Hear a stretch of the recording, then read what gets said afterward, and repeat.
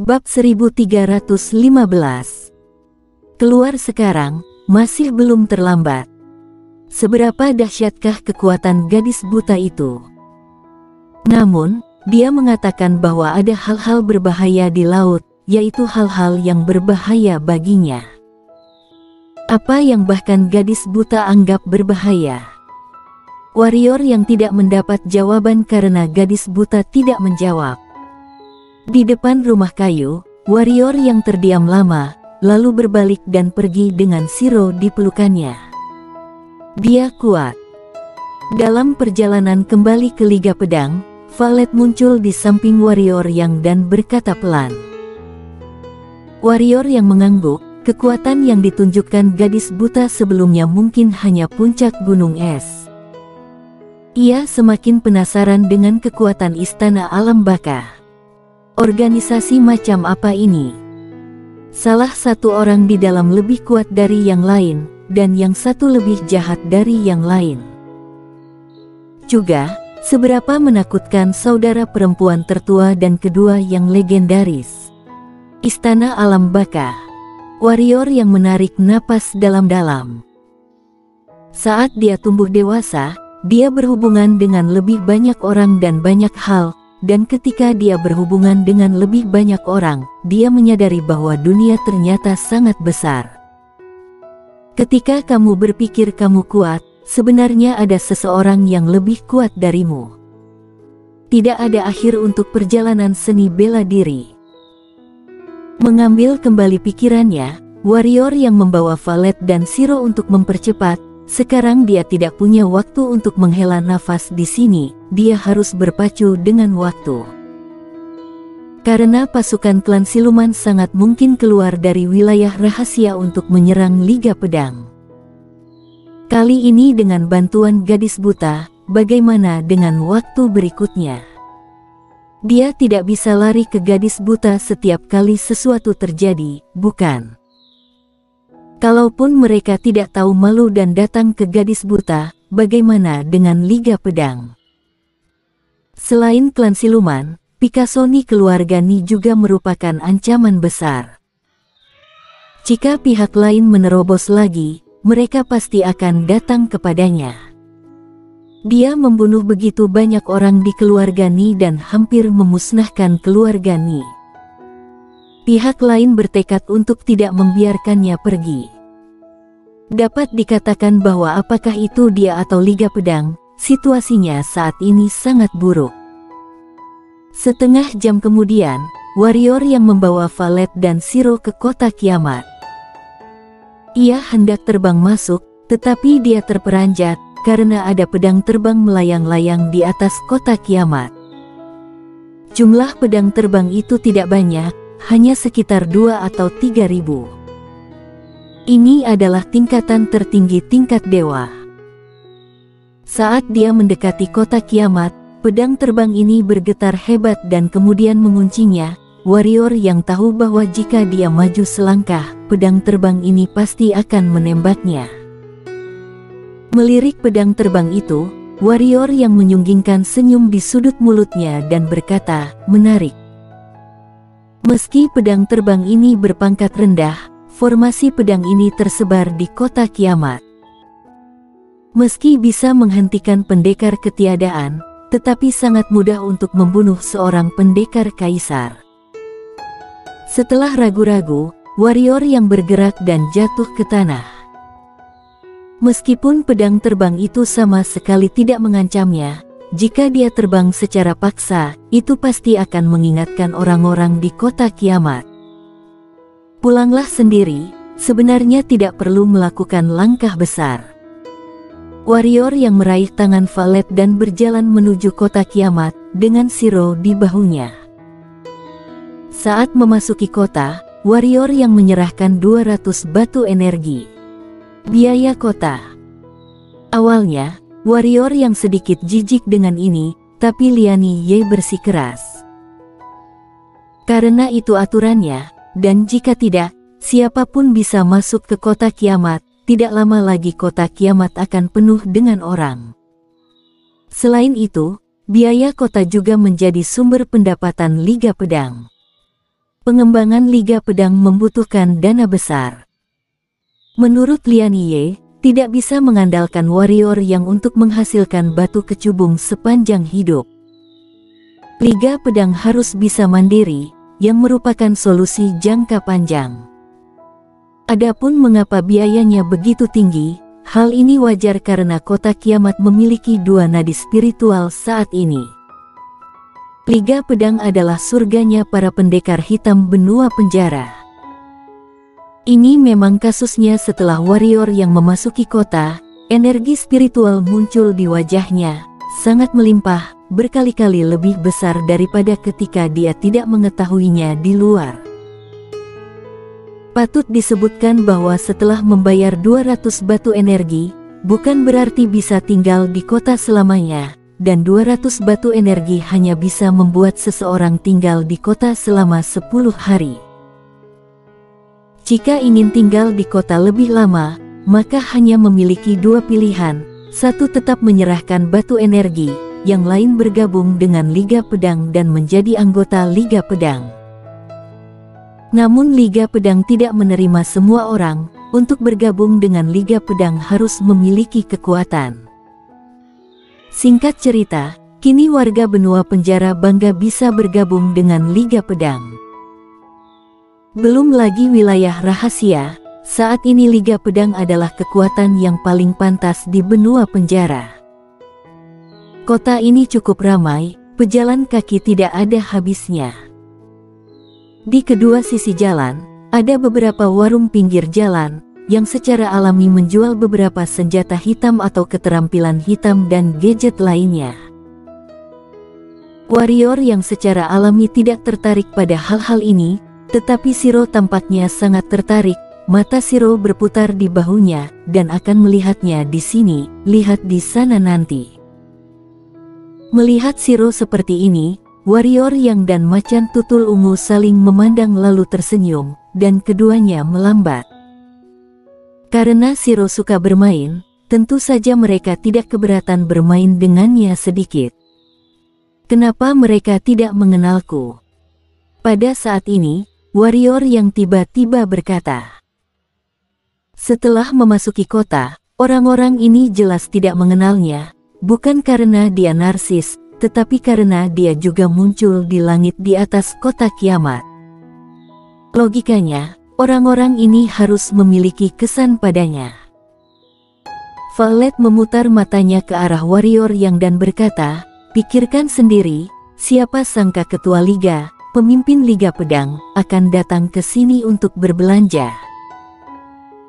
Lagi pula, kamu selalu menjadi naga, melihat awalnya tetapi tidak melihat akhirnya, bahkan jika orang telah melihatmu sekali atau dua kali, mereka mungkin telah benar-benar melupakannya. Itu benar.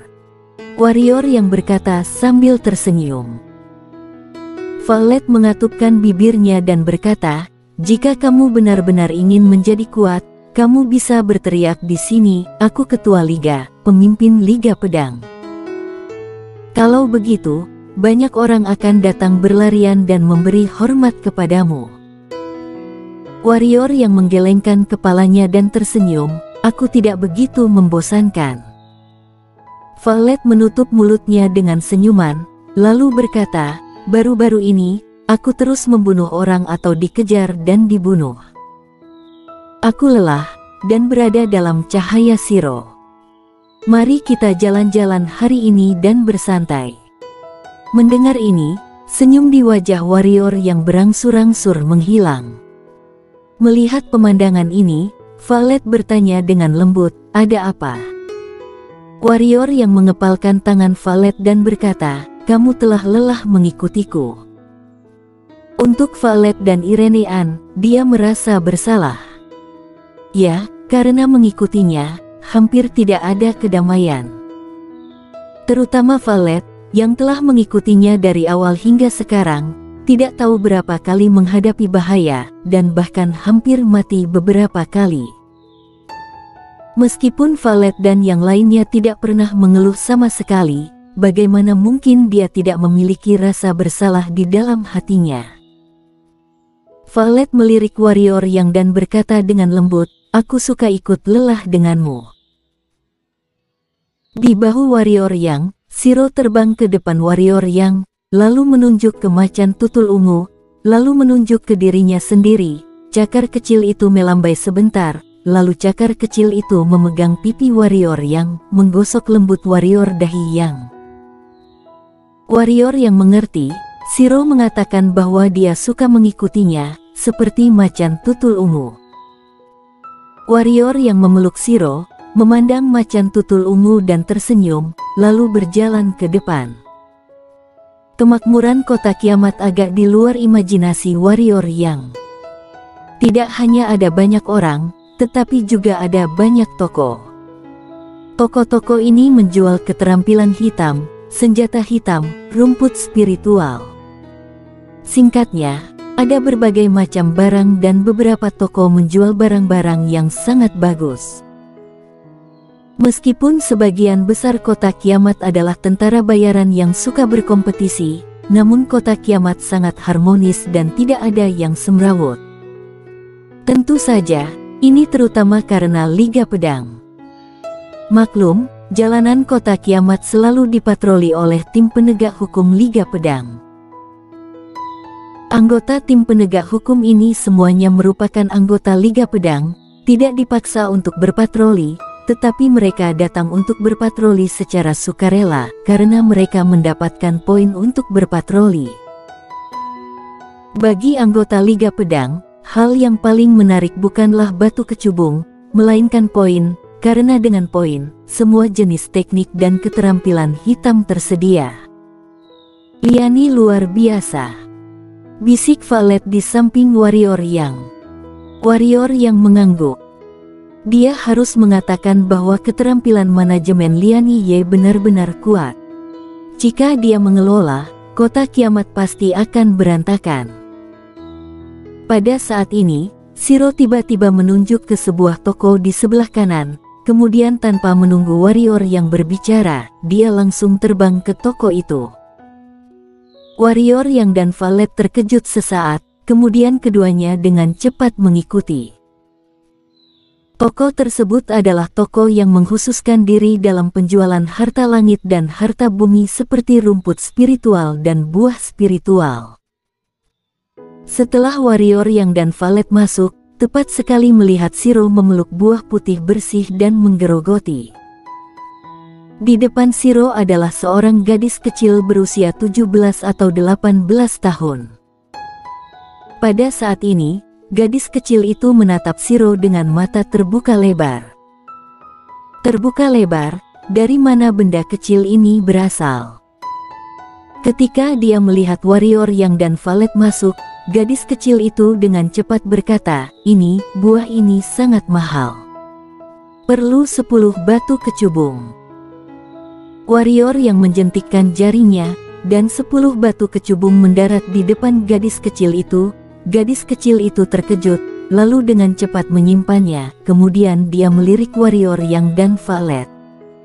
Jelas, dua orang ini bukanlah orang biasa. Buah apa ini? Warrior Yang bertanya dengan rasa ingin tahu. Shiro adalah pemilih makanan, dia tidak memandang rendah buah pada umumnya. Buah miji sangat manis dan memiliki efek memberi nutrisi pada meridian. Gadis kecil itu berbisik, sangat manis. Warrior Yang mengerti bahwa buah tersebut bukanlah produk tingkat tinggi, tetapi sangat manis dan termasuk jenis yang disukai Shiro. Pada saat ini, seorang pria muda berjubah dan 3 orang tua masuk ke toko. Melihat pria muda berjubah itu, wajah gadis kecil itu sedikit berubah. Kemudian dia dengan cepat mengeluarkan sebuah cincin penyimpanan dan menyerahkannya kepada pemuda itu. Tuan Su, bulan ini, ada total 30 batu kecubung yang semuanya ada di dalamnya. Pemuda itu mengambil cincin penyimpanan, menggelengkan kepalanya, dan berkata, Ivy, mengapa kamu melakukan ini? Selama kamu berjanji untuk menemaniku selama 1 malam, biaya keamanan tokomu akan dibebaskan di masa depan. Sekarang, itu hanya untuk 1 malam, bukan untuk seumur hidup, jadi mengapa tidak melakukannya? Wanita bernama Ivy menggelengkan kepalanya sedikit, lalu melangkah ke samping. Pemuda itu mengangkat bahu dan hendak berbalik. Tiba-tiba, dia melihat Shiro yang sedang makan buah. Ketika dia melihat Shiro, matanya berbinar dan dia berkata, "Lucu sekali. Georgina pasti akan menyukainya." Saat dia mengatakan itu, dia akan menangkap Shiro. Shiro di sampingnya sangat waspada dan menyadari bahwa ada seseorang yang meraihnya. Dia segera terbang ke bahu warrior yang dengan buah di tangannya. Pemuda itu memandang warrior yang dan Violet. Ketika dia melihat Violet, matanya berbinar lagi, sungguh cantik. Setelah berbicara, dia memandang warrior yang dan berkata, "Aku menginginkan bocah kecil ini dan wanita cantik ini." Warrior yang melirik pemuda itu dan berkata, "Keluar sekarang, masih belum terlambat." Pemuda itu menyipitkan matanya dan berkata, "Di kota kiamat ini, tidak ada yang berani tidak menghormatiku, Josh Su. Mereka yang berani, sudah mati." Bersambung.